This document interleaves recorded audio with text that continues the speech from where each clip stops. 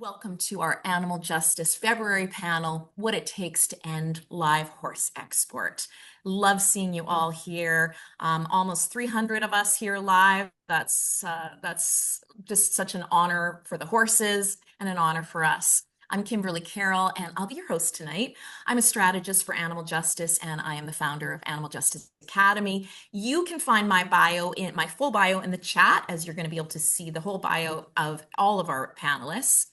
So, folks, there has been a cruel practice going on way too long in Canada. That's frankly a national embarrassment. It's the live horse export of horses overseas just for slaughter, just for slaughter. You know, organizations like the Canadian Horse Defense Coalition, Humane World for Animals, Manitoba Animal Save, and Animal Justice have been working to get this appalling practice banned, along with just a whole bunch of individuals from across Canada. You can see them in the chat, and MPs in the government that we've been so grateful to. And folks, we've been so damn close to getting this ban, but for reasons that we're going to talk about, we're not quite there yet, and thousands of horses continue to be sent on this harrowing journey. So tonight we have folks who have been very involved in the fight for horses in Canada, here to discuss how we end this heinous practice once and for all.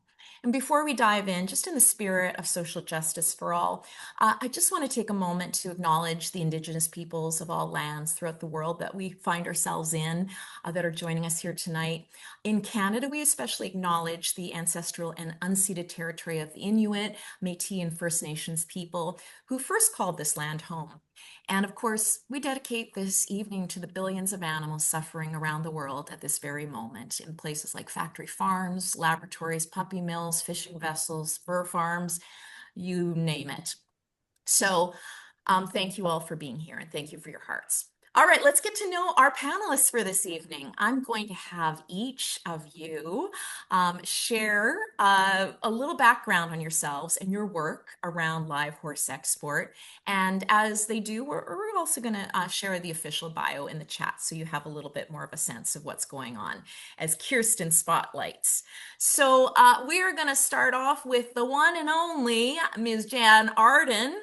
Besides being one of Canada's best-loved singer-songwriters, Jann, you somehow have become the fairy godmother for horses in Canada.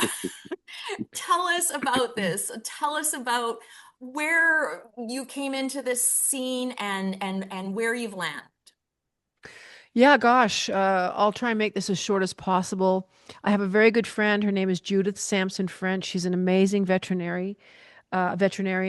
And several years before I knew about the live horse exports, she wanted to get me sort of up to speed on the wild horse cull that goes on in the eastern slopes of Alberta and British Columbia. And I went up in a very small aircraft, which was nerve-wracking, to literally see how these these these wild horses were being baited into these corrals and then of course captured and sent and culled. It's horrible. And she got me involved in that. It's kind of slowed down on that front, but that's where I started with the horses. I'm a long time Albertan. I've lived here all my life. I grew up in rural Alberta around horses. We had horses growing up. 2 years later, she says, I have another horse dilemma for you if you could help us out with this as well. Because, of course, I went on television and talked about the horse cull, got myself in trouble with all kinds of Albertans that just thought I was an idiot. And, it's nature's way, and they affect the logging and the cattle, and these horses have got to go. And I'm thinking, oh my God.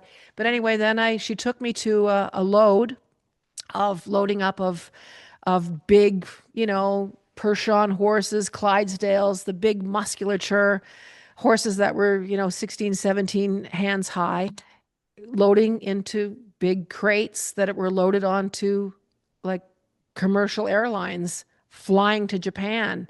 I had never heard of it before. I didn't know what it was. And watching them load in, I bawled my head off for, the entire time I was watching them, and I've been involved ever since. So just something that I wanted to have stop. So I'm very happy to be joining all of you people here tonight and continuing the fight to end live horse export. And your horse shit campaign, horseshit.ca folks, You know, it has been just It's catchy. amazing. You got to It's admit, it's catchy, it's catchy. viral, it's been amazing in waking up Canadians to this. And that's run with the original trailblazers on this issue, the Canadian Horse Defense Yeah. Coalition, who have been very instrumental in helping. Yes. Kisses to all those Yeah, guys. They're probably watching they tonight. But are. yeah, They are. They've been helping with yeah, this panel. Seneca, yeah. thank It's you so much wonderful. for everything. Yeah. Okay, well, and next up, I want to hear from Dr. Pamela Corey, who is an equine veterinarian. Pamela, give us a little background on you. Okay, thanks. Hi, everybody. In my vet career, I've basically been working in the United States until the last few years when I moved permanently to Ontario. But when I started more than 25 years ago, I was in ambulatory equine practice, show horses and race horses, and quite a few draft horses. Those were all pets, really, and they became my favorite pretty quickly. Um, I've treated a lot of horses. At the time, the show horses would go, and they still do, from New York to Florida and back.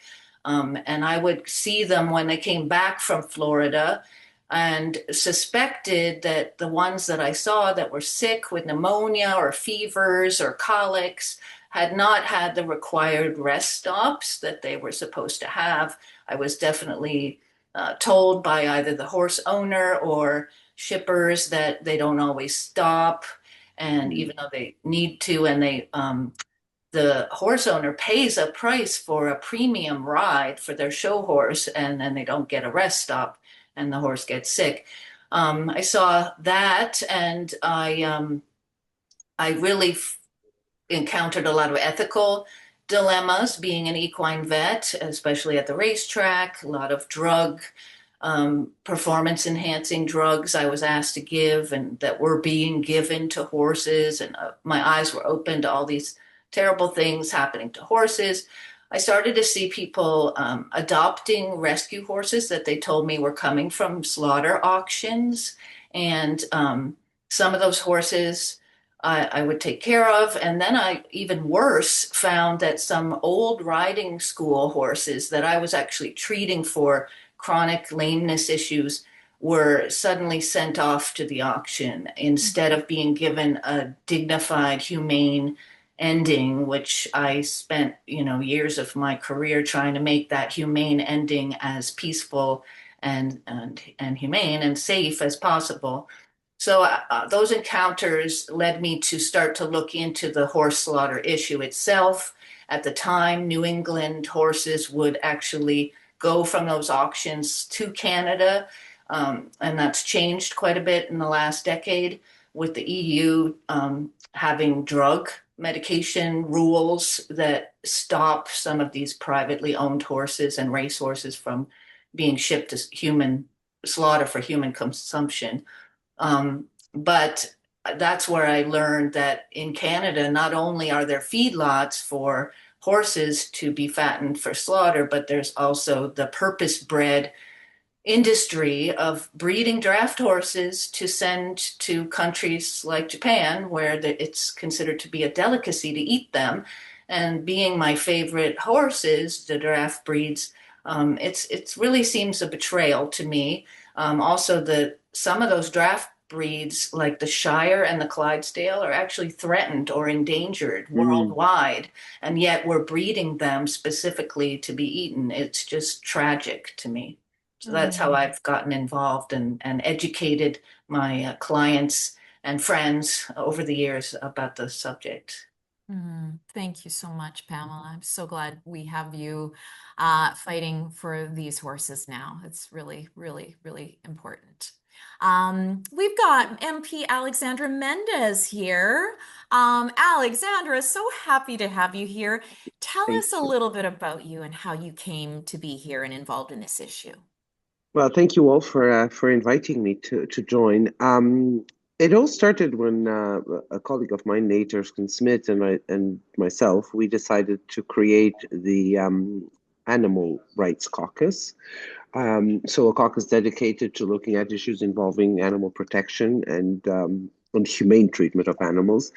And we were approached if I remember correctly, by the Coalition for Horses to look into the question of slaughter.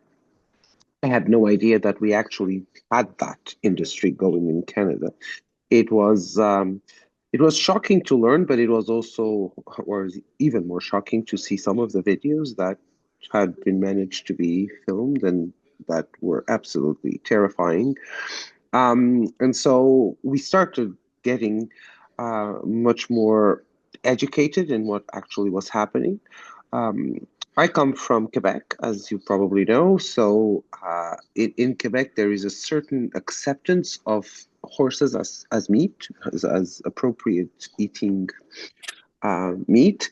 But this is not even that. This is about the live export of animals in horrible conditions. And now I've just learned about the getting those horses bred for that, which is even worse. I mean, it boggles the mind. But that was for me the big issue was the export of these animals alive in horrible conditions. And so we've been trying very hard to get legislative action taken. It has proven difficult, so we may go into the details of what we are opting for now. Yeah, that's where we're at. Thank you so much, Alexandra. Thank you so much for your work. I know it's an uphill battle, but Yeah, it's but such we'll a get there. We'll yeah. get I there. know. I trust you We'll on it. get there. I believe you. We'll get there. Amazing. Sandy, some people here might remember you as a radio show host in Ottawa, but now you're doing something quite different. Tell us a little bit about your involvement with horses. Yes, well, as a radio broadcaster for, well, I guess about 30 years, yikes, in the Ottawa area. Concurrently, while doing that job, I started to really find that one of my deepest passions and purposes that I wanted to really get into more when my radio career would come to an end would be the protection and awareness of issues facing horses. And I've been sort of specifically focusing on wild horses. And like Jann, one of my first experiences, which has led me to this point tonight, was with the wild horses of the Rocky Mountain foothills in Alberta. And the issues that are facing them, including wild horses in the United States and pretty much around the world. So I travel around and raise as much awareness as I can for mankind's heavy hand with horses that are in the wild domain. But through my 14 or 15 years now of advocacy in the wild horse area, I feel like I've learned quite a bit about reaching out and being able to raise awareness and to talk to your elected officials. And really, that's how we're going to get this change made. This heinous industry, we know it has to stop, but the way that it is going to stop is by engaging, the regular folk from coast to coast. And that's one of the things that I want to talk about tonight, because I have met with my local MP, Bruce Fanjoy, who I understand is watching tonight, and I'm thrilled with that. And I'd like to discuss the experience that we have had with him and hopefully encourage others to do the same with their MPs. Amazing. Thank you, Sandy. Yeah, we're going to demystify this whole meeting with an MP, which people find so scary, but now you're seeing Alexandra, who's wonderful, and we're like, oh, I could meet with her. And Bruce, who's with us. And Bruce, exactly. Wonderful. Excellent. Kaitlyn Mitchell is our Director of Legal Advocacy at Animal Justice. So Kaitlyn, tell us a little bit about your involvement in this issue. Well, I started with animal justice as a lawyer back in 2019. And as you can imagine, well, and as Kimberly knows, because she works with us, there are so many issues facing animals in Canada, and we have such limited resources. So we really have to think, what are we going to work on? So I had this amazing new dream job, really trying to think about, what can I do that would have a maximum impact? What can we do? And then I moved back to Winnipeg, where I'm originally from. I moved back from Toronto to here. And, I saw the protests at the airport, and I thought I'm going to go to the next shipment. I want to see what this is about. And just, first of all, seeing the horses. others have mentioned it. It's gut-wrenching. You make eye contact with these animals, you know exactly what is in store for them. They don't. You can't do anything to stop it. And then, just from a scientific standpoint too, just the more that I read about it, the more that I understood specifically what happens to them, specifically how the journey goes, specifically what happens to them in the end. I was just all in. I thought this is something that we absolutely cannot do anymore as a country. And thanks to the groundwork laid by folks like Jann and the Canadian Horse Defense Coalition, I thought, well, we actually have a chance to win this thing. So from that day on, I've just been all in, and animal justice has been all in because we absolutely believe that we have to stop this industry. Mhm. Yeah, and I'll tell you folks, Kaitlyn, night and day, night and day. I think Kaitlyn dreams live horse export, Oh, quite literally, strategy. yeah.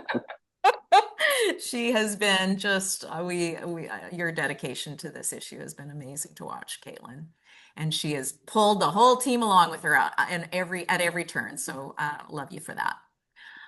So Kaitlyn, can you give us an real quick overview of the practice of sending live horses overseas for slaughter? Can you give us a little bit of an idea of the numbers, how they're being transported, and what for exactly? We've sort of alluded to some of it, but just to give us a front to bottom. Yeah. So folks have already mentioned these horses are purpose bred. So there's some feedlots. There's one here in Manitoba. There's 4 or so in Alberta. So these are purpose bred draft horses. And Kaitlyn, I think we should stop and just explain that a little bit more. Like purpose bred means these horses are born to be flown over and slaughtered in yeah. Japan. Like I think that's something I know I was just gobsmacked when I knew that part of it. So Yeah, because I think, and gosh, there's so many issues facing horses, but I think a lot of folks think about, domestic slaughter, and these are horses who have done other things, and now, that's their fate, which, we could have a whole session on that as well, but it's a separate thing. These horses are, they are bred for this purpose. They get a particularly good price. And so they, live on these feedlots, and then at a young age, they're put into these transport trucks. They're taken to airports in Edmonton and Winnipeg, and they're shipped overseas. But the interesting thing is the conditions that they're shipped overseas in they're really different from, show horses, like Pamela was talking about earlier. So they are jammed in these wooden crates, which I've seen firsthand and others on the panel have, 3 to 4 horses per crate. They are not habituated for transport. I've seen them arriving at the airport and workers taking these large, like livestock poles and kind of just jamming them through the outside of the truck to force these terrified horses off. Heartbreaking. They're put on these crates, and the law allows them to be in transport without food, water, and rest for 28 hours, which is an incredibly long amount of time for horses. So they have no food, they have no water. Of course, they can't rest. It's incredibly stressful. Now, something we'll talk about later is a lot of these shipments go over that limit. And then at the end, okay, well, what happens there? They're unloaded again, they're put on trucks, they're shipped to a quarantine facility in Japan. We now know that when they get there, they're sprayed directly with harsh disinfectant chemicals, something that I would say is illegal if it was done here in Canada, but this is a standard practice for these horses. And then they're fattened for a number of months and slaughtered. They're slaughtered to be eaten raw as a delicacy. So, it's not a food that, the Japanese people rely on for, any sort of sustenance or anything like that. This is a niche industry that supports a very, very niche product in Japan that is consumed, by the wealthy in fancier high-end restaurants. So, it's an abhorrent practice, and it's so completely unnecessary. And I think that's what really strikes me, and I think it strikes a lot of people as they learn about it. So I think we can talk about this and it's describe it, but we did an investigation in 2024. Kaitlyn, can you tell us a little bit about it? We're going to share this, just a few minutes of this in just a second. Yeah, so the first one that we did in 2024 is we worked with these amazing folks in Japan who reached out to us, Life Investigation Agency. And so the first thing we did was we thought, how long do these shipments actually go? Because the industry is telling us, they land in Japan, don't worry. They're back on food, water, and rest within an hour, maybe 2. It's super quick. So we thought, okay, we're going to track them. And we were shocked to learn, no, it's about 4 hours and 20 minutes to 6.5 hours. So you add that on to the time limit for every single shipment. So first of all, that shocked me. And then the second investigation, we got data from the government of Japan, and we wanted to know, what's actually happening to these horses? Are they dying? Are they becoming injured? Because all the scientific evidence tells us that they're at high risk of injury, at high risk of death, at high risk of shipping fever. But then the CFIA is telling us they're in great shape when they land. There's basically no deaths. There's next to no injuries. These horses are well taken care of. And I that always struck me. I thought, this just can't be right, but I couldn't prove that it was wrong. And then I actually, when I first saw that Japanese government data come in, I will never forget. I was sitting in my office at home, and I looked at the chart, and I almost fell off my chair. But I also thought, this can't be right. It's so bad. This can't possibly be right. We have to double and triple check this before we go public. And unfortunately, it was true. So that we were just really staggered. There are like 22 horses died in just a 1-year period alone. And the injuries were just so frequent, these horses falling and being stepped on, horses dying of miscarriage. It was just so shocking. It confirmed what we thought, which was, I don't think that they are arriving in great shape. It's one of those times when you want to be wrong. But unfortunately we weren't. We were quite right. And it was really, really devastating to learn about. Kirsten, do you mind, can you roll? So folks, we're going to show you a little bit of footage from this investigation. And and I mean, there's nothing graphic, but it's hard to watch. If you have a hard time watching, you can listen. Go ahead, Kirsten. Animal Justice is releasing a new investigation into the harrowing journey horses endure as they're shipped by air from Canada to Japan for slaughter. This is the first time the same shipment has been documented both leaving Canada and landing in Japan. And, in a bombshell discovery, it reveals that most shipments likely exceed the already remarkably cruel 28-hour time limit for transporting horses without food, water, or rest. And upon their arrival, many of the horses we followed were sprayed with harsh disinfectant chemicals.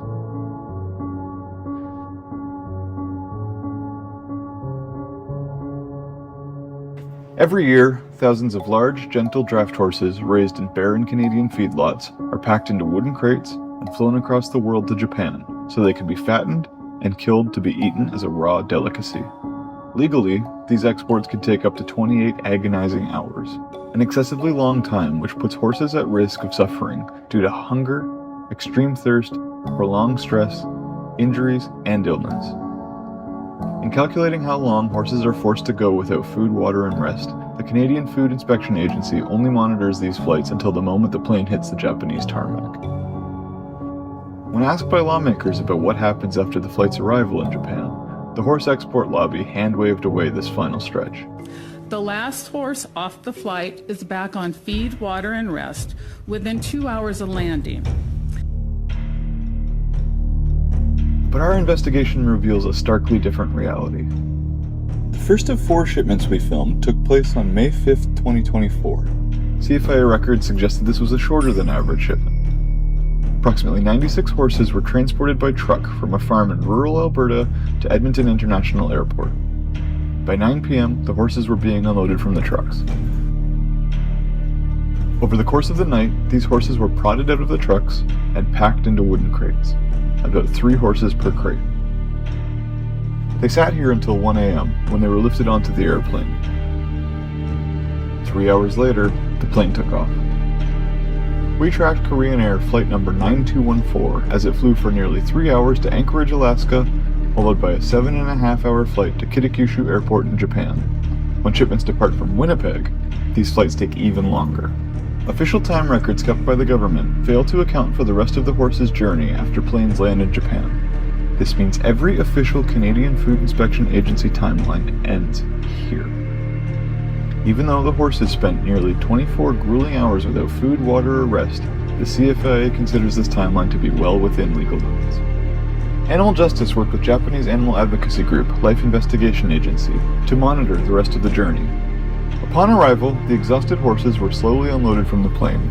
Some waited for over 4 hours before being trucked to a quarantine facility 30 minutes from the airport. After their stay in quarantine, they will be sent to a feedlot, fattened, and eventually killed for meat.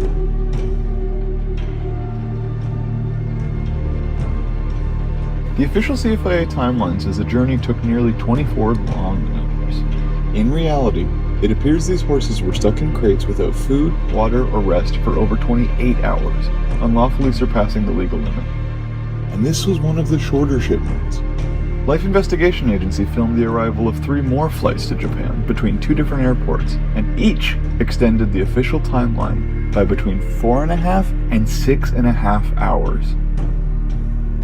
All 4 of these flights appear to have gone over the 28-hour legal limit. And the last shipment we filmed appears to have taken over 31 hours. Government records obtained by the Canadian Horse Defence Coalition provide us with a summary of 15 other horse shipments to Kitakyushu and Kansai airports over the past 7 months. These documents allowed us to estimate that at least 2/3 of these shipments exceeded the legal time limit when accounting for the Japanese end of the trip. Shipments from the Winnipeg airport, where the nearest feedlot is 5 hours away, were even worse, with all 4 of the recorded flights likely exceeding 30 hours. And after their long, grueling journey, the horses we followed were greeted with more abuse. At the quarantine facility near Kansai International Airport, the trucks were regularly sprayed with disinfectant while the horses were still inside. The person filming was also hit by the mist and claimed it burned their eyes. Desperately dehydrated, some horses tried to lick the harsh chemical off of the nets of the truck. But even if all of these shipments were legal, there's just no ethical way to transport horses halfway around the world for slaughter. That's why we've been calling on the federal government to end this cruel practice. 2 bills have been introduced in Parliament that would ban the export of horses. We can stop in here. I don't know about you folks, but the scene of the horses licking the disinfectant because they're so dehydrated breaks my heart every time I see it. So Jann, you've been part of this fight for 10 years now. So when you see this, like, what part of the horses being exported overseas for slaughter most breaks your heart? And tell me a little bit about, what it was about this that really got you to show up in this big way for this issue. Well, I mean, where do you start? Yeah. I think, it's like Kaitlyn was saying, it's an abhorrent practice. These horses are terrified. I don't think any of us were surprised by what the Japanese contingent came back with the deaths, the morbidity, the constant falling. Imagine if you've ever taken a flight anywhere in your life, especially overseas, at some point, you hit turbulence. Usually the captain will come on and say, buckle up because in the next 15 minutes, we're going to be experiencing this. Horses don't have that option. There's no one coming on. And I'll back this up a little bit too. When you talk about the horses being picked up at the feedlots and put on the trucks, you have to understand these horses have never, ever been acclimated to any kind of external socialization. And they have friendships in the feedlots. Like they have friends. There's groups that will stick together. And when they end up in these crates, and you guys can speak to the regulations that are in place, horses over a certain height are supposed to be crated on their own. It doesn't happen. It just doesn't happen. They end up 3 or 4 in a crate. They're really crammed in there, and they have a netting that goes over, because I'll tell you what, if these horses had their way, they would jump, crash out, try and get out of these crates. I'm embarrassed to say that the crates are made here in Calgary somewhere. But anyway, it's it's so ludicrous to think of them when they fall on each other, which they do constantly. if not all four of them fall, one of them will fall in the crate. They don't know what's coming. Sometimes these planes drop 3,000 or 4,000 feet in a matter of 10 or 15 seconds. They hurt themselves. They have heart attacks. Their guts get twisted. Horses are so tender and sensitive, and our vet, Pamela can speak to that.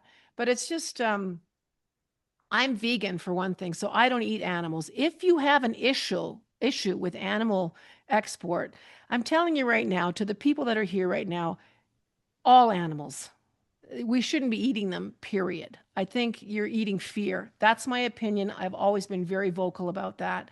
You can't have a disdain for animal export and eat your chicken dinner. That pisses me off. I'm going to say that right now. There's not a halfway on this issue. We have to be focused on animal issues. I don't agree with any of that. But it's, what they endure, the falling over, the abject fear of any living thing. And, if we back this up even a little bit further, this whole thing came to fruition when live exports stopped going out of the United States in the early 2000s. They banned it. Our evil arch enemies, the Americans, sorry for any Americans who are on here, but people that we perceive, the ones that are here aren't our enemies. But that perception that, we do it better than the Americans, Canadian agriculture is the way to go. Canadian agriculture, Canadian animal welfare rather, is at the bottom of the G7 consistently. Kaitlyn can speak to that, like consistently at the bottom for travel times and how we treat animals and how, anyway. But when they banned them in the United States, Shorno, a company, they came up to Alberta. And it's just, it's so crazy to me that we're kind of going backwards. I always think that Canada should be setting the bar for animal agriculture all over the world. People should be looking to Canada and Canadians for how to treat animals. We shouldn't be at the bottom of the pack consistently. If you could see, the look in these animals' eyes when they're even putting into the crates, sometimes they sit on the tarmac in Calgary. I have witnessed to it in 30 plus below weather or 30 above plus weather. They can be in those wooden crates with netting over their heads that they can never really lift their heads. They're always in a angled position. They can be sitting there 3, 4, 5, 6 hours. That does not count for transport time.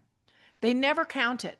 So the bogus numbers and that go on with the 28 hours, I would highly, highly suspect that they never meet that regulation, that the 28 hours is never met. And imagine not having a sip of water or anything to eat. And further to that, they're shitting on each other. They're peeing all over each other. When the crates come out, it is an absolute catastrophe. So you can go on and on and on about how grotesque this is. I would not want to be an animal on planet Earth. I would not want to be how we treat them, how humanity treats billions of animals every year. Is so, it's just disgusting. I don't want to be part of it. And so I'm going to go to my grave. I'll die on this mountain with these horses. But but people have to get on board, ordinary people.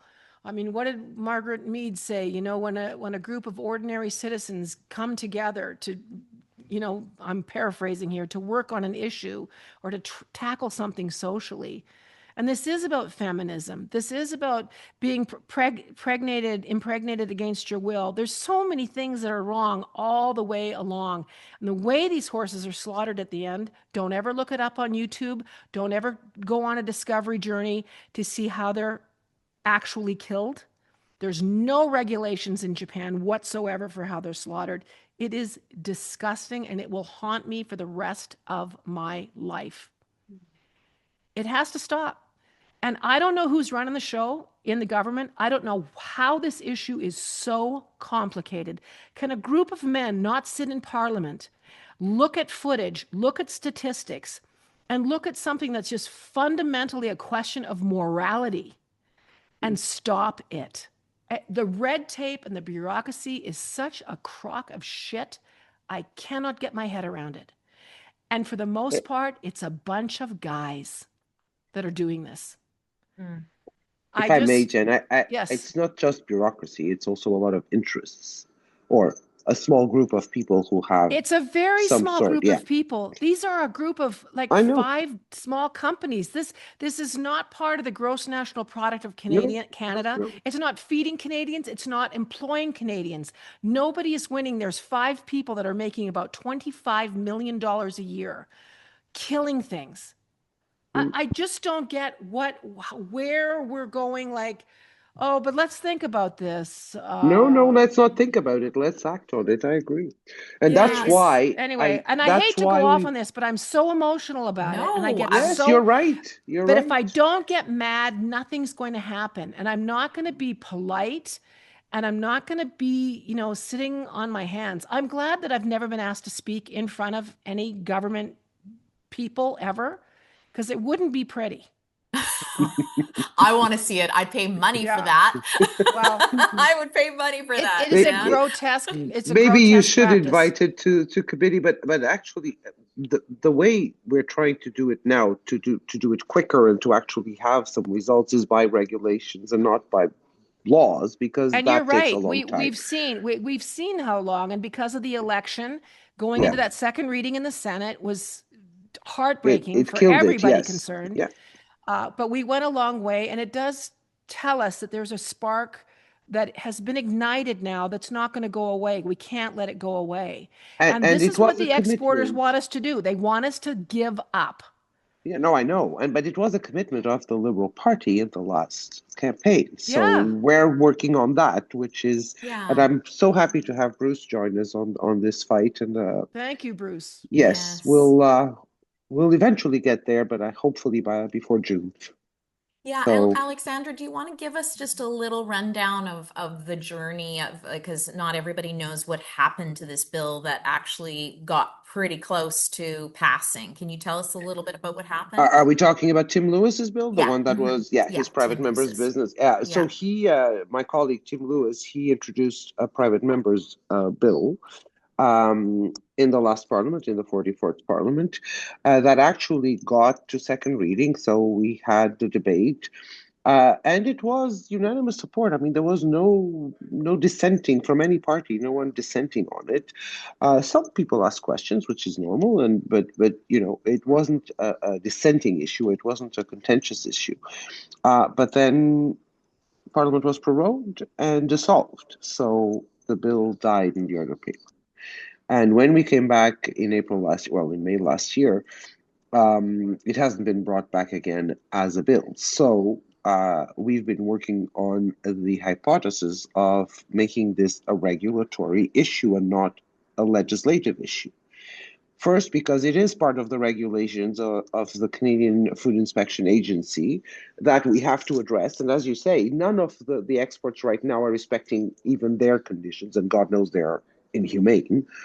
But we just have to say stop. No more exports. Finished. That's it. That's the only thing that has to change. It's to forbid the exports. And can I just interject one little thing here, Alexandra? And you make such a good point. Like, just to end it, I'll tell you what. I am in an industry, and people talk about, but that's the way we've always done it. This is what's going on, and they kind of lean into these cultural things, like the Japanese. There's a demand for it, and all these things. My industry, the music industry, has completely changed. We had to adapt and we had to change. Streaming came along. People stopped selling records. Entire groups, thousands of people were fired, and they had to lose their jobs from the big labels. And you talk about every industry that we have seen, like even especially through COVID, their change is coming, and it has to change. Just because something has been going on for a long time, this needs to change. And this hasn't been going on for that long, as you said. No, it hasn't been. Even been going on for that long. Yeah. I sat with the former Prime Minister Justin Trudeau. He actually invited me into his office. I had a 15-minute meeting with him because I've been going on and on about this. But he actually saw me and he said to me, "Jann, it's a money grab." I know it's a money grab. He said that to me. That's the first thing he said to me when I came into his office. And he talked about the private members bill that, Tim Lewis was going to be presenting. But it's the first thing he said, and he shook his head. And he said, there's just things at play. Because I said to him, why can't you just shut this down? And he said, it's just not the way it works. It's not the way it works. But generally, no, you would have to go through legislation and so on and so forth. But we have seen that there is this possibility of going through regulation, and we've asked the Library of Parliament to help us on this. So we are pretty sure, and I'm talking we as in Nate Smith and I, we're pretty sure that we can do it Nate through is regulation. Amazing. He's also amazing. He is very amazing, and he's been absolutely intense on this issue too. Yeah. Can I ask you about Don Platt? Sorry, Kimberly. Can I ask you about Don Platt? Because he's gone. He's retired. He is gone, but I'm just saying how one person, senator wreaked such havoc on this bill. The kind of statements that he made publicly about those horses just sleep all the way there. They want to get into those crates. The unbelievable out and ignorance, lying. Yeah. And that they like it. Like I just look at guys like that and I'm thinking, who raised you? Like what has happened in your life to make you be that? How anyone could look at a living thing and be wash their hands of empathy or kindness or caring. I couldn't hurt anything. I mean, I'm rescuing moths in my house all the time and taking them outside. But Dawn, I want to ask you, Alexandria, because I never met him. I actually never met him, and I'm glad I haven't. Great. Well, I'm just wondering how one person can throw a wrench into an entire system. Because he was leader of the Conservative opposition in the Senate, and he had quite a lot of sway, if you wish. He did manage to derail the Senate bill that was introduced for this, which is why Tim Lewis picked on it, because in the Senate it wasn't going to go anywhere. But yeah, we're now out of the legislative process. We know it's not going to go fast, so it has to go it has to be regulatory. Yeah, I agree. So Kaitlyn, can I have you jump in and just fill in a few of the gaps of what happened and how the regulation route works? Yeah. So we've been, to be candid, I've been pushing for regulation since January of 2022. Like the minute that mandate letter came down, there was a mandate letter commitment to the Minister of Agriculture in December 2021. And we were like, great, let's do this. Let's just do it by regulation. People know, this is the Liberal government when they first came in under Trudeau, had a mandate that they were going to get rid of this industry. not the first came in. Yeah, the third time. Sorry. Yeah. Mm-hmm. So, and just the difference for folks is basically there's statutes, and to change one of those or to create a new one, you need a bill, and the bill goes through, the Senate, and the bill goes through the House of Commons, and it's a process, and sometimes it's a quick process, but mostly it's not a quick process. There's regulations that are kind of where the details of a statute are for the most part. And they're a little bit easier to amend. They also take time, and I know that, and we appreciate that. But that's why we've been saying, you know what, you've got the health of animals regulations. Let's just make a very, very clean, neat, small amendment to those regulations and just put an end to this practice that way, rather than going through a whole new bill. Now, to be clear, if there was a bill, I'd get behind it and we'd do every single thing we can to make sure it passes, just like we did last time.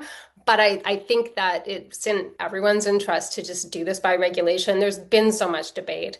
There's been so much study. We don't need another committee study of the same issue. So that's really what I'm hoping to see. And I'm so glad to hear Alexandra say that that's how she sees it as well. Yep.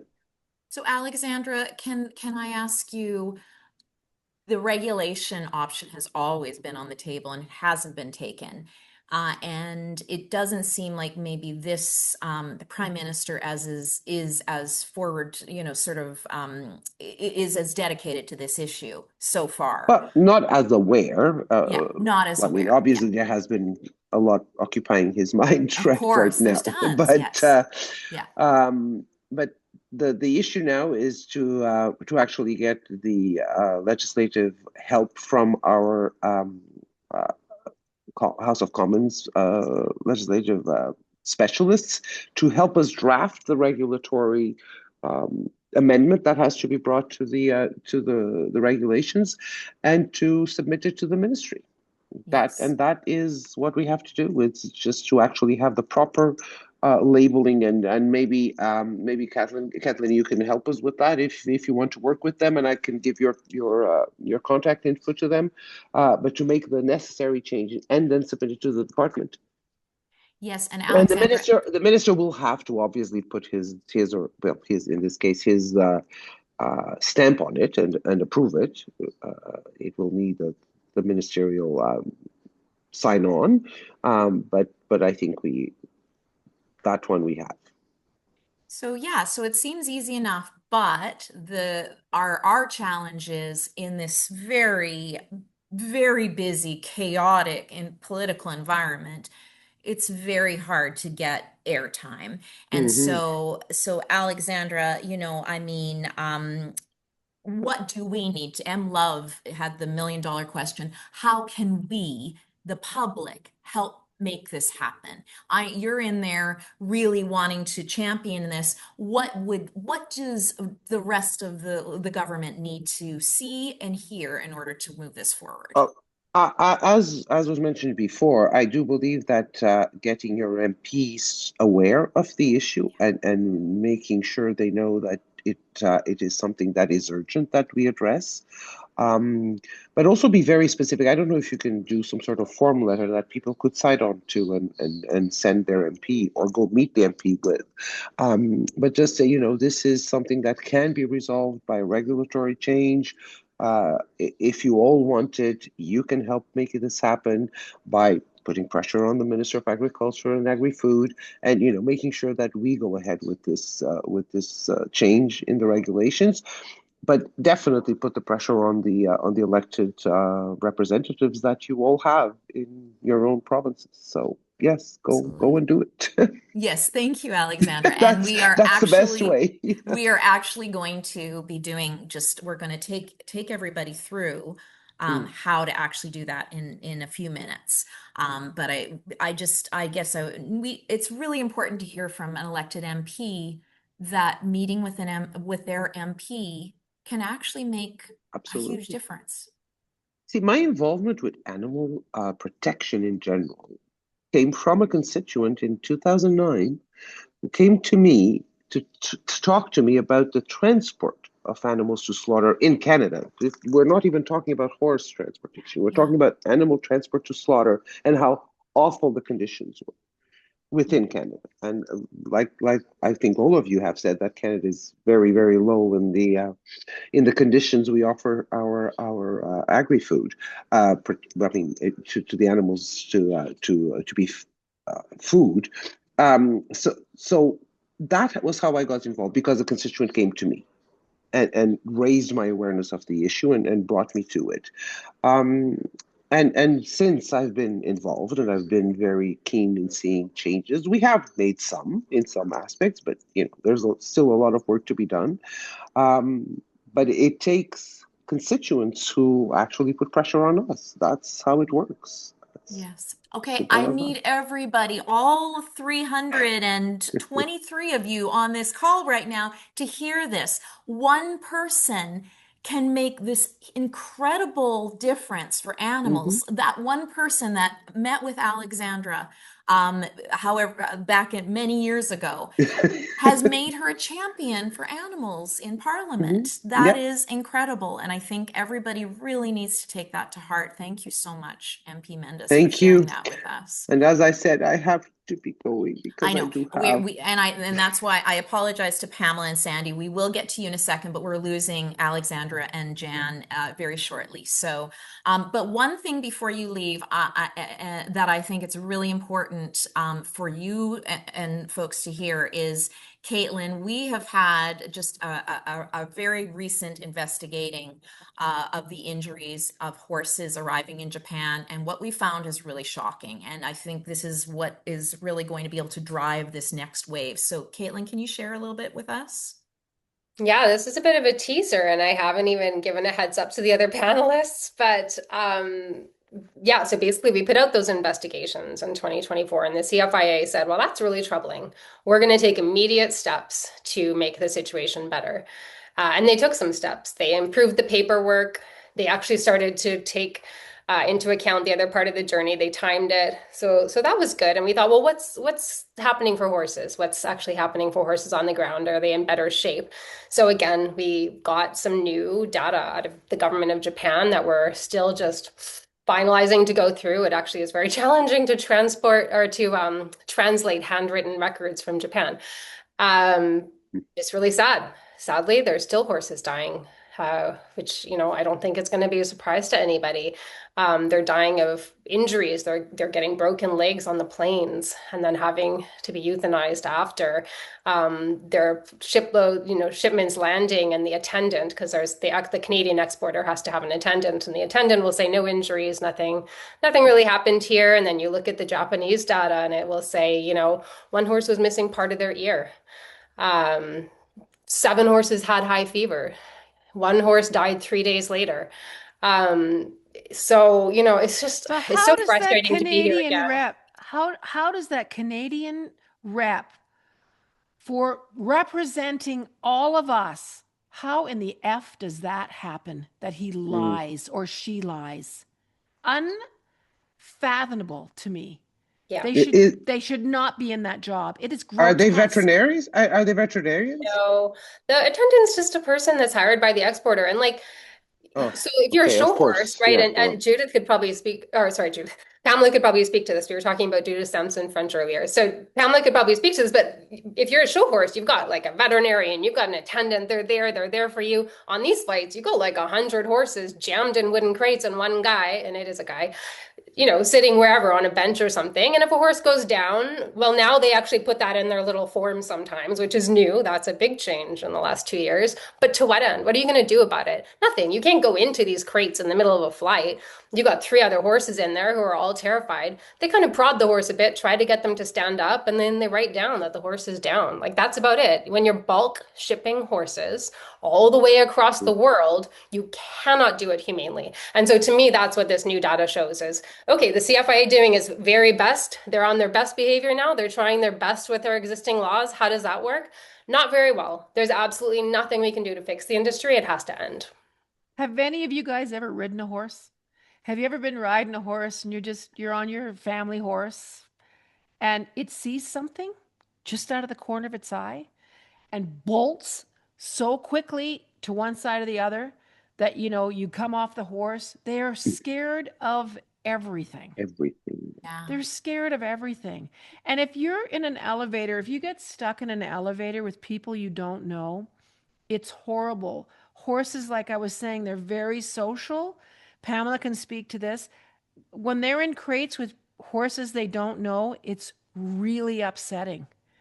They don't know the smells. They don't know. It's really super upsetting. Just think about being stuck in an elevator for 30 hours with people you don't know. Like you have to put yourself in these situations. You have to, empathy is about, the absence of apathy. And it just doesn't seem to exist in an industry where people can just look the other way. Jann, we're going to have to say goodbye to you in just a minute. And Alexandra, thank you so much. And thank you for Alexandra. keeping up the good fight in Parliament. We love you for it. Thank you so much. Thank you. Thank you for inviting me. Thank you. Our pleasure, our pleasure. And Jann, we will, I'm gonna, Sandy and Pamela are gonna be my stars in just a second, but before we lose you, Jann, any words of sort of wisdom for the people that are thinking about meeting with their MP because they're feeling moved? Anything that you would, you've talked to a lot of politicians on this topic. What seems to resonate with them the most? What do you think is important for I think them to get politeness is Yeah. done. I think politeness is over. And women in particular, especially of a certain age, I mean, we can't be sitting on our hands. I can't tell you how many people come to me over a lot of animal issues and say, Jann, the ostriches in BC that are being culled, and they'll say, do something. And I usually tap back. I'm like, I appreciate you thinking of me. You do something. You need to do something. You have as much power as I do. I can get people's attention, but I can't, it was like Alexandra was saying, there's a way of doing things, but be angry, show up for people. When people are asking you to show up at the loads, like if you hear something or see something on social media where they're saying, we really need people to show up with a sign, go. Take the time to go. I've been to 6 or 7, or I don't even know how many loads I've been to in Calgary. I hate going. I don't sleep for like 2 weeks. And that's just part of animal advocacy when you care. But get mad, show up. You can't be passive. You can't just hit like on social media when you see something disdainful. You see people going, I don't even want to hit the heart. You've got to write the letter. You've got to make the phone call. You've got to show up. We can't be passive. We just can't be. Do you think I want to do this? I don't. I have You want to go to other things. Iceland and have a good time. Yeah, I'd Yeah. rather be with my partner and do stuff and hang out. But you know what? I'm not going to stop doing it. I'm not going to go away. And I'm going to live long enough to see this end. And there is light at the end of the tunnel. I don't want any of you guys being discouraged. And I want to address one little comment before I go. And I saw it come up in the chat. And it was a man that said, are you going to honestly say that there's not a lot of men in animal advocacy? But I will challenge you, sir, right now to look at the panel that are here among us today and count the women and count the men. I'm going to say that. And I'm not pointing fingers, sir. I'm not pointing fingers. But this has been women's work for a long time. And yes, there's absolutely men doing this work, but it's women that are carrying the weight. And we have for fucking 2,000 years. So we need to be real about that. It's mostly men standing in the way of getting this finished and done. And also the allies of the patriarchy. So let's not ever not consider that. We see what's happening in the United States, and it is a scary time. That's why it's time to be a citizen, time to step up. Canada is an amazing country. It can be so much better. And I'll just leave you with this. We should be leading the way. We should be setting the bar. Everyone in the world should be looking at us for agriculture, the rights of animals. We should be leading the way, and we can. And I think people's hearts are in the right place. I don't think Canadians want animal cruelty. I think they abhor it. And I think that's why the Liberal government had ending live horse export as one of their platforms to get votes. And they did win that election with Justin Trudeau. Don't lose faith. Thank you to everyone that showed up here today. Sandy, Pamela, to everyone. And I want to shout out to Lonnie, who's such a dear woman who's at the Canadian Horse Defense Coalition. Just be verbal. Just roll your sleeves up and write a letter, even if it's on email, and just do something small. When 30 million people do something small, it's massive. There's a lot of us. So thank you for having me. I'm sorry that I'm all riled up. But we like you riled up, Jann. And nothing is going to change. Nothing is going to change by being polite. Nothing is going to change with politeness. Compassion. It is going to be, it's going to be through the law. Mm-hmm. And I think, animal justice is on the track to do something that is indisputable, that they have to listen to. And it's a bunch of guys that are doing this for $25 million a year. That's the bottom line. It's capitalism. It's a money grab. And we've got to decide what's important to us. Animal, and we got to decide, are horses important? I live in Alberta. Everyone's like the Calgary Stampede, and they parade 2,000 horses down 9th Avenue every July. And you're going to expect me to believe, do you either love horses or do you hate them? So some of them are okay to ride and dress up and show off and, be worth $250,000. But there's some other animals that are not as good. You have to think about equality, and there's so many issues at play, and we are missing something if we don't think about those things. I thank you. I'm going to say goodbye now. Thank And you, I Jann. And you know what? appreciate so much. We're gonna actually, as you leave, I'm gonna ask if Mr. Fanjoy, our MP Bruce Fanjoy, because we do have a good man here who's Thank you, fighting Bruce. for the horses. Bruce, are you willing to come on for a minute? Would you be willing to come on and just say hi to Jann so that she doesn't lose faith altogether? I haven't lost faith. I haven't lost faith. Well, I just But mean I with men. I haven't lost faith. Bruce, I have not lost faith. I'm making a generalization that I probably shouldn't make, but it's the truth. Bruce, what do you have to say? There we go. There we go. Hi. Hi, everyone. Welcome. Well, thank you for putting this together. And we had our national caucus out in Edmonton in September, and so the entire Liberal caucus out in Alberta. It was pretty cool, but there was a demonstration. It was pretty quiet the first couple of days, but there was a demonstration on the third day, and I looked outside. I asked some security at the hotel if they knew what it was about, and it was a demonstration against live horse export. And I said, okay, I'm going to go talk to them. And I went out and had lots of very good conversations with very passionate people who love animals. But it's bigger than just loving animals. It's just because the same people seem to care a lot about human beings and their well-being, care about the planet, and so I just those are people that I connect with quite easily. I do want to say to Jann, and I must say I am delighted that you're here. I'm a huge fan, and I hope I'm not being insensitive when I say it's best not to yell at us. I didn't yell. I didn't yell at the Prime Minister. I was very well behaved. I didn't even swear. Good. What I would like to suggest, because we get, and I'm new at this,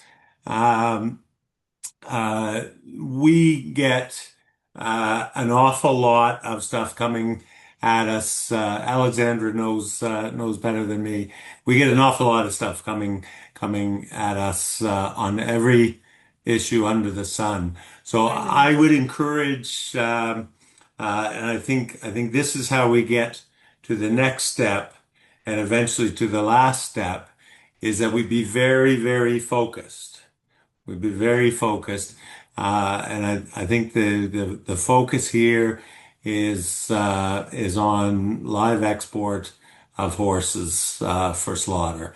I think that issue will resonate with a lot of Canadians. Ultimately, governments, we have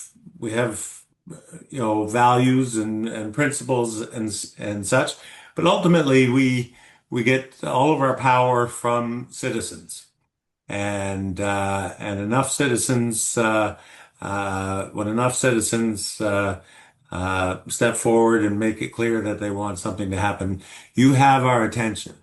I promise you of that. I'm also really happy until this event. I wasn't aware. I mean, I see Alexandra every day. I didn't know that this issue was something that was dear to her. She probably didn't know that it was dear to me. I knew about Tim, and Tim and I have spoke on this issue as well. And I also knew that it was important to Nate. So thank you for connecting us. One of the first things I'm going to do is sit down with Alexandra and talk some more about this. I do believe that regulation is exactly the right way to go. It is legislation is a very difficult path, and as was experienced with Tim Lewis's private members bill, it can get caught up just in the winds of other political winds. Everything. It wasn't just this private members bill that came to a halt. Everything comes to a halt when a government's prorogued, and everything has to start at zero again. And that's not a good experience to go through, particularly when you're really focused on getting something hard across the finish line. But I think this can be done by regulation. I think that's the right way to go. Regulation can even continue from one parliament to another, so you don't have to. You don't necessarily lose ground. But anyway, Jann, you referred to the Margaret Mead quote, which I have right here in front of me. Vaguely, Never doubt, vaguely. Yeah. never doubt that a small group of thoughtful, committed citizens can change the world. Indeed, it is the only thing that ever has. It's Yes. one of my favorite quotes. I believe we can do this if we stay focused on I do live. too. Yeah, I think we can do it. I know we can do And it. I'm living proof that you can do things that are hard. For anybody who So doesn't know, this is the MP who took down the leader of the Conservative Party in his riding that he held for many, many years. So you know hard things and you know how to overcome. yeah, Mr. so Vantroy, thank you. we can do this. So anyway, I'm gonna hang on. I know some Yes, people have to leave. I'm gonna stick with you, thank you. and happy to follow up. And thank you, Sandy. Sandy and I had a great conversation, two great conversations already. So Yes. So Sandy's yeah, going to give us a few tips about working with your MP, and Bruce, we might call you back in, but we'll let you be a spectator. Okay. Thank you I so okay, won't much I won't for yell at coming in. anybody, Bruce. I'm ripping a page. I say I'm going to yell at people, but I don't. I probably would just start crying. Yeah. okay. Well, So anyway, That works. That thanks. works far better. And Thanks for Jan, having me. you Steady can on, yell at us everybody. anytime, at We'll any get. time to get us motivated. We need that. Thank Oh you. God. Bye, Okay. Jen. Thanks, Thank you everybody. so Bye. much. Bye. Okay, so now that we know where we have to go, we want to talk about this action. Folks, if every one of the people on in this gathering right now went to meet your MP, actually, even if a quarter of you did, it would change the future for these horses. It would absolutely change the future for these horses, okay? So a lot of you may be shaking in your boots going, oh my God, I can't do that. I can't do that. But you just saw a couple of really nice MPs. I can't guarantee they're all nice like that. But I can tell you that everybody that we have worked with in our animal justice action team, regular people that have never met with a political rep, almost everybody has said, that was so much easier than I thought it would be. Okay, so let's talk a little bit about this. And I'm going to get Pamela and Sandy to give us some tips as far as what are some of the aspects that we need to, communicate to them. But first of all, Sandy, I just want to ask you, can you tell us a little bit about your experience? I know it's a little awkward because he's here, but a little bit about your experience in going to your MP and like how it felt like thinking about going to see your MP, and then what helped you? Well, I think my job here is done. I brought my MP right to the panel. I know, you're really Gold powerful, star, Sandy. seriously. Oh, I'm so thrilled that Bruce did tune in tonight. But I'm not surprised that he did. So essentially, the advice that I would like to pass along, because this is exactly what happened. My good friend Wendy Daniels and I, she's a former broadcaster as well here in Ottawa. We keep our eye out and keep our fingers on the pulse of what's going on politically. And of course, we're both extremely passionate about seeing an end to live horse export. So one of the things that we did is, you know, and everyone can do, it's very easy, is just sign on for newsletters and announcements, and find out what your local MP is up to. You know, once you know what your local MP is up to, then you can strategically just appear, which is what we did. So I saw a newsletter about my MP, Bruce Fanjoy, was meeting the public at a local restaurant for breakfast, for coffee. Have coffee with your MP. So my friend and I, Wendy, we decided to go and really, we had one agenda only, and that was to engage Bruce. We were hoping to get a few minutes with him and tell him that we were here specifically to chat with him about ending the heinous industry of live horse export. So when we introduced ourselves to him, he said he was going to come back to us because there was a lot of people in the room. He had to shake a lot of hands. And we weren't really thinking that he would give us too much time. And in fact, what he did is he came back, he sat with us, and he sat with us for a good half hour. And we were blown away because we were able to give him some background about the industry itself and where we're at right now. We insisted for sure, because he was so open-minded and enthusiastic about giving us an open door to helping with this issue, that at the end of it, we insisted on having a follow-up meeting, or a meeting, you know, a more formal meeting. And we were granted that. And that was, you know, something that was actually so easy that we thought this is something that would be good for us to encourage other people to do too, because I don't think there's anything that you can replace with face-to-face. You know, and I certainly understand the importance of writing letters and making phone calls, and we encourage everyone to do that, so that this cruel industry ends once and for all. But if you can engage your local MP, find out what their schedule is, find out what they're doing, what they're up to, meet with that person, man or woman, face to face. And then when you have that few minutes with that MP, insist on a face-to-face, more formal meeting where you're going to have a lot more time and get into a lot more issues.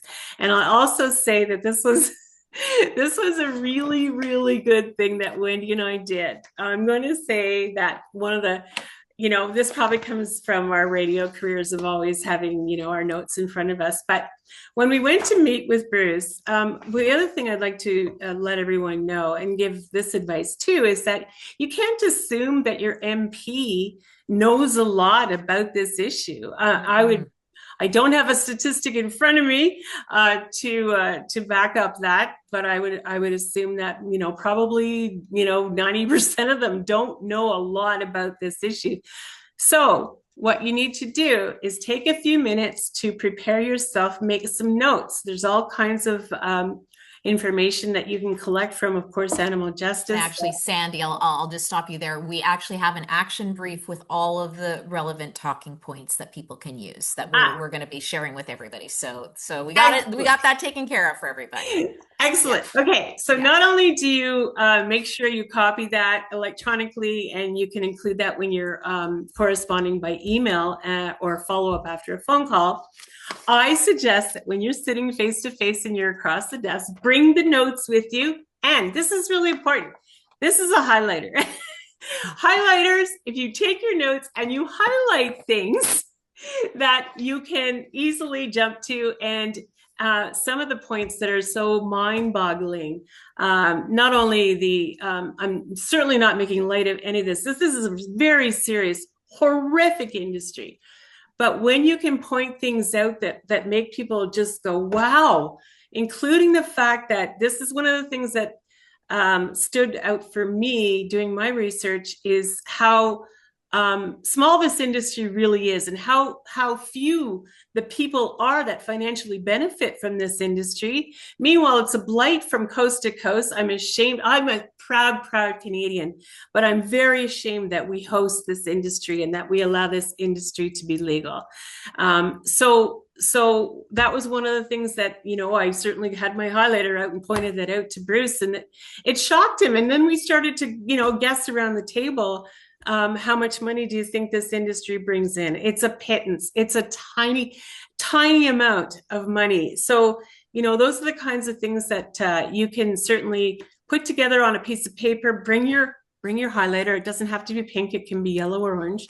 And you cannot take away from it's old fashioned, it's old school, but sitting across the desk from your MP. And then once you have had that meeting, follow up with another. And that is exactly what we did with Bruce. And I have got to congratulate him and thank him for being so open-minded, being so helpful, being very willing to think outside the box. He had a whole lot of ideas, and he had questions. He was curious, but then he also offered a lot of suggestions and ideas to move the ball forward to get this industry stopped once and for all. So, you know, it's something that is so important. And if you think that you're, well, I'm quiet, I'm shy, I don't know if I can do this. You know what? Everyone can do it. And we all have the most powerful tool for change. We all own it, and it's our voice. We all have one. So please use it, because this is how this is finally, live horse export is going to end if 30, 40 million people all think about this. But I'm just one person, said 30 million people. Okay, so you have the power to change this. And again, you know, Bruce being here, and I'm sure he's gonna, you know, if anyone has any questions of him, he'll be happy to answer them, because he is just fantastic. And I have no reason to ever yell at Bruce. I don't think any of us do. But I love Jann, and I love her passion, and I know exactly what she's saying. That's and right. I know why she's saying it too. Absolutely. So, I think we love all it. get it. I'm just thrilled that Bruce is here too. Yeah. So Thank you, Sandy. Okay, so folks, what we want to do is we want to take you through this action. But before we do that, Pamela, I really want to get your input, and I thank you for your patience so much. This has been a little bit of a wild ride tonight, and we've gone with it. But Pamela, you are like the expert on horses, and you know, a huge amount of Canadians love horses. I imagine most people that are going to be meeting with their MP don't hate horses. What would you say, like if you were sitting, you know, across from a policymaker, what are the things that you feel they need to know about horses and this practice to change, to get them involved? Yeah, well, there are so many veterinary studies because horses generally are very valuable. These horses are valuable to some people too, but the studies show that horses are very stressed even in the first couple hours of a trip, and they start to become dehydrated within 3 or 4 hours. They release cortisol and pro-inflammatory cytokines that lead them to become sick, or they can become sick when they arrive at their destination. We have so many studies out there. So there are a lot of regulations and for horses that are traveling, but the only horses that are exempt from these guidelines are these slaughter-bound horses. And I would tell people that there's no difference. It's the same species. These horses experience the same motion stress, sensory stress, fear, fatigue, injury from being crowded together. No other horse, even a pony that's your companion going to another province, you would never ship them this way. And there are, in fact, the Ontario Ministry of Agriculture's website, you can just go there and look at horse transport recommendations. And it says to water them every 4 hours during the trip and to give them hay because their digestive systems are very unique and it will pacify them to have something to eat, and it may help to prevent them from having colic and other illnesses. We never group horses together.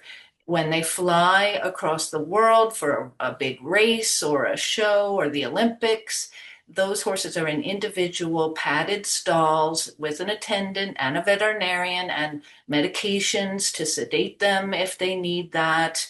And we just don't, I would tell people we never would treat any other horse this way. So why is one small population of horses allowed to be exempt from common sense, humane veterinary guidance?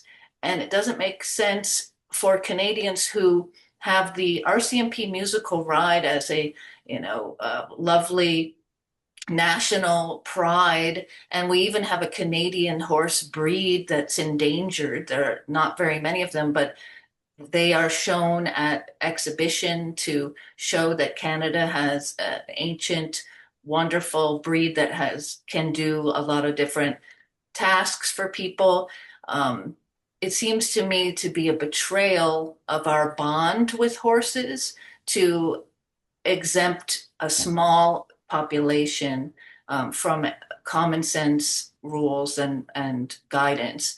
And considering that even non-horse people may have read about or experienced or know a friend or a neighbor who's experienced therapeutic riding or equine assisted learning, horses the bond with horses is evolving so that they are truly companion animals to most of the population. They are chosen to be therapeutic animals, emotional support animals, really, because of their sensitivity and their flightiness, their ability to read your mood and to run away from you if you're not in the right calm state. They can really help people to become centered and calm around the horse, and they're so special. But why would we allow the same species to be treated in a way that we would never allow any other horse to be treated? So I would probably talk about that to people who don't know about horses. That have you heard of Well, Pamela, that? I mean, that the fact that they are flight animals, that they are so sensitive, like Yes. they're so like they're really a species that is just so incredibly sensitive. I mean, all animals are deserving of our love and our protection and our compassion, but just to imagine these particular animals that that have this such a high sensitivity and sense of needing to fly, like get away from predators, that seems especially cruel. And I agree with Jann's analogy. It's a good one about the elevator with a lot of people you don't know in there. And also maybe some of those people are really freaking out and angry and stepping on you. And horses are pretty fragile, actually. And I don't understand as a veterinarian how we can put a bunch of them together in a crate where they can't move around, because we would never allow other horses to live like that or to be transported that way. So that's what I would talk about. Thank you, Pamela. Pamela is available to go to every MP meeting with you too. Okay, folks, it's action time. We've got a few minutes left, and do not leave me right now. Do not leave me, folks, because this is the most important part of the evening here. So we are going to make this easy for you.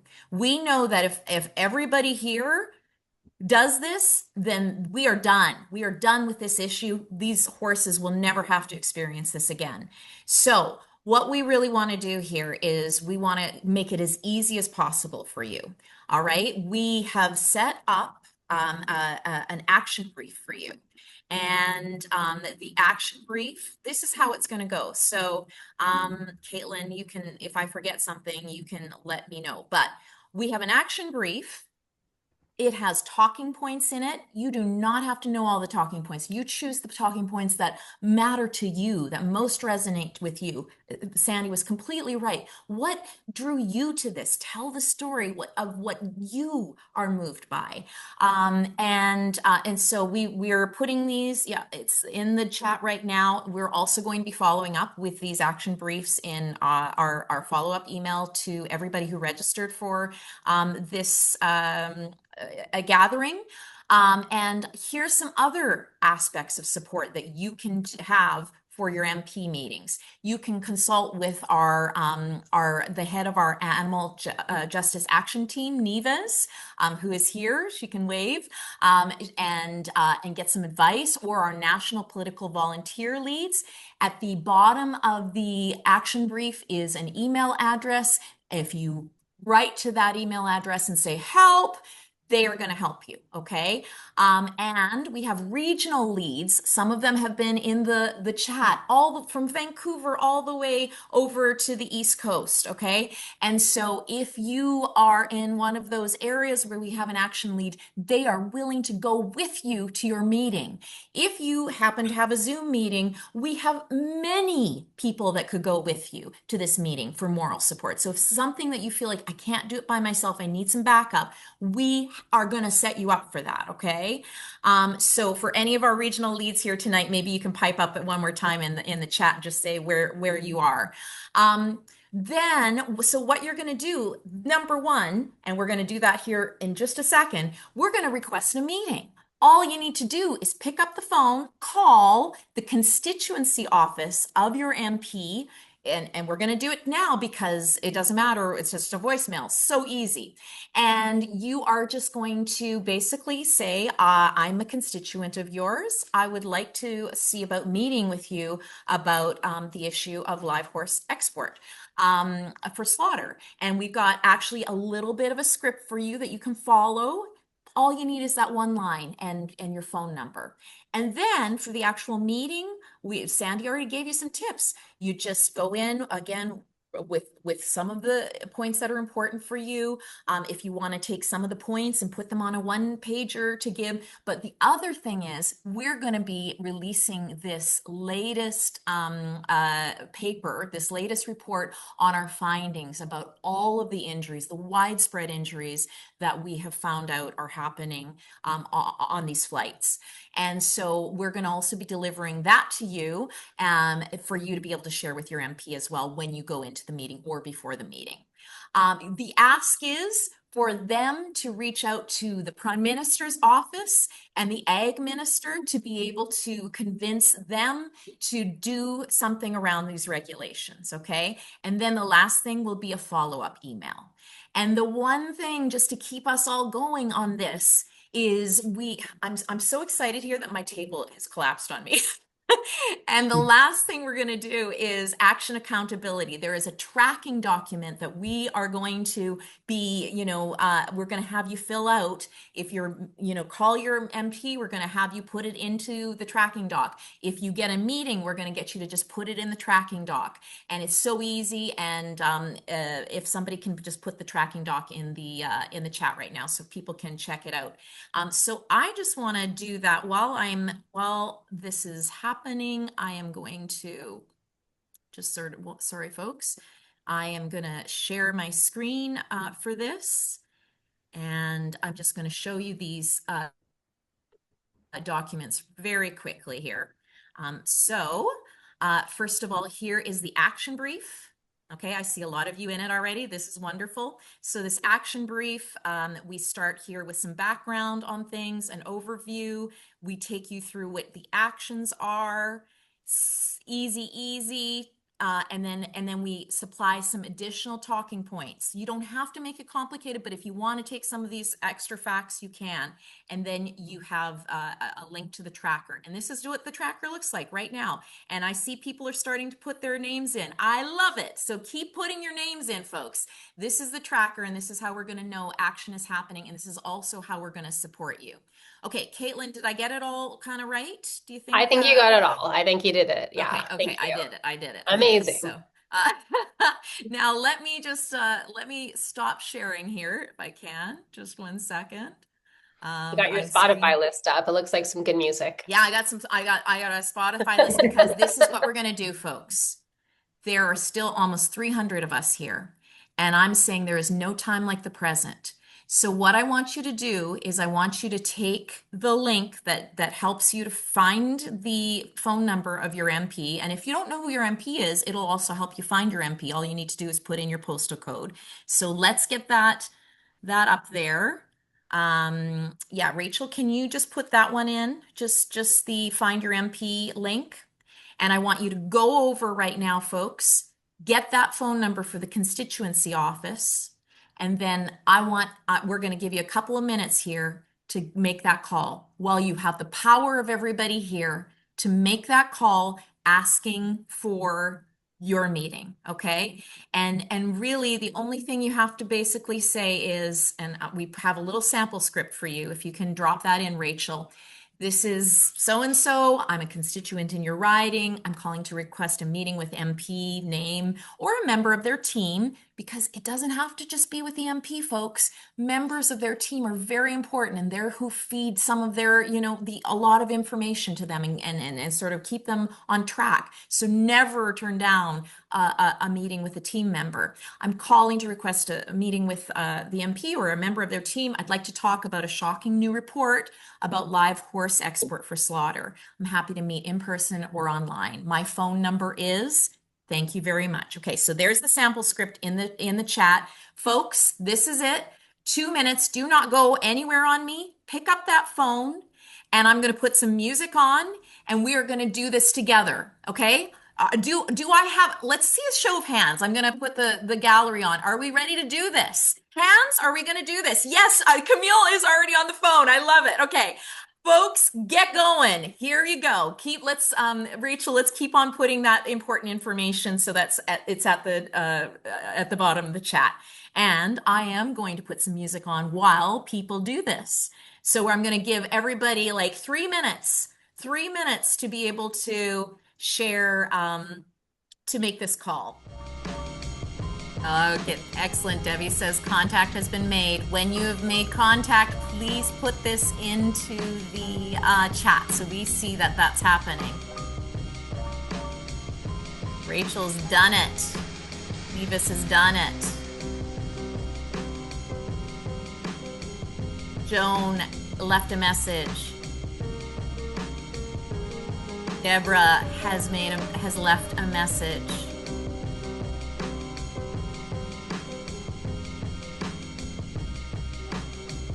Hamilton West has been reached.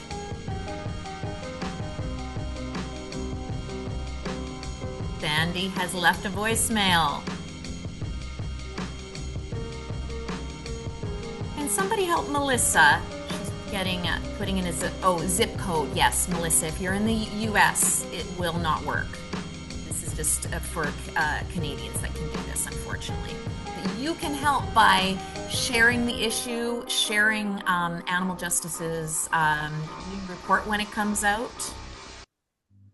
Okay, amazing, folks, amazing. I keep going if you're still waiting or you're ringing through or you're leaving a message. Please don't stop. Okay. Woo, folks, that is something else. Can you please just say if you contacted? Can you put yes into the chat?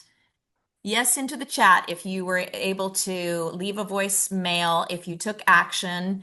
Yeah, I love it. Excellent. Yes, yes, yes. Woohoo! Okay, we've already got some agreements. Yes, I love it, folks. You're amazing, all of you. Wonderful. Okay, so folks, I know we've kept you a little bit long. Like I said, when you have Jann Arden on, you don't really know what's going to happen, and so I'm so happy that you've all stayed with us. I think one of the last things, Kaitlyn, can you just talk a little bit about this report that's going to be coming out soon, and the fact that we're going to get this out to them? Yeah, so as soon as we are able to make our new findings public, we will make sure to follow up with everybody to make sure you have it. and you can talk to your MP.